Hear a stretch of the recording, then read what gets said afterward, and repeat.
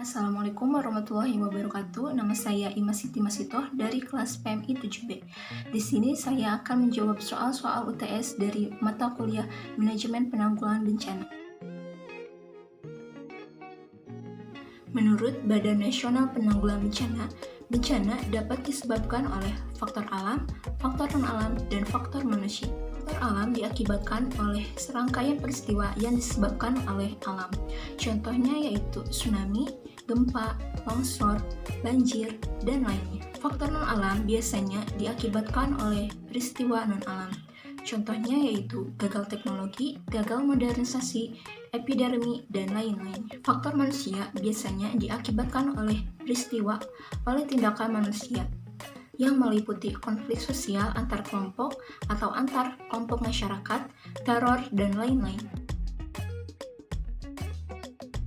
Dalam surat Al-Isra ayat ke-16 yang berbunyi, "Dan jika kamu hendak membinasakan suatu negara, maka kami perintahkan kepada orang-orang yang hidup mewah di negeri itu supaya menaati Allah, tetapi mereka melakukan kedurhakaan dalam negeri itu, maka sudah sepantasnya berlaku terhadapnya perkataan ketentuan kami.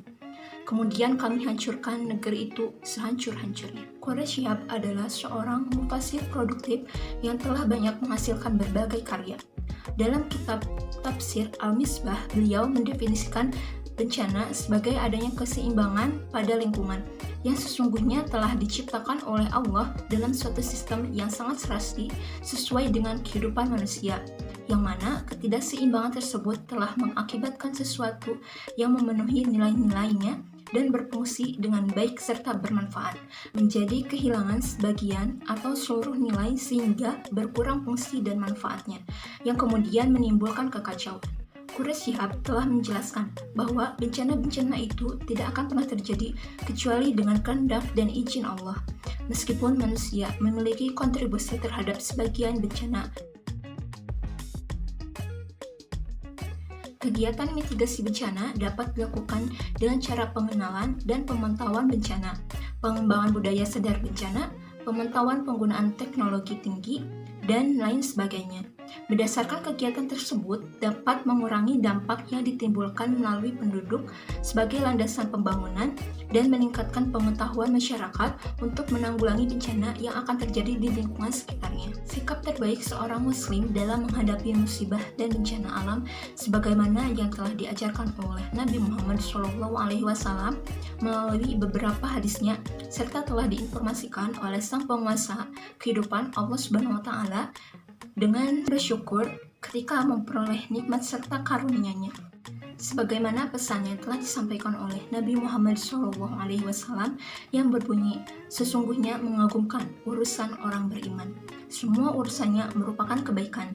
Jika dia diberikan kelapangan atau kemudahan, dia mensyukurinya, maka itulah kebaikan baginya. Dan jika keburukan menimpanya, dia menyikapinya dengan bersabar, maka itulah kebaikan baginya." Hadis riwayat Muslim.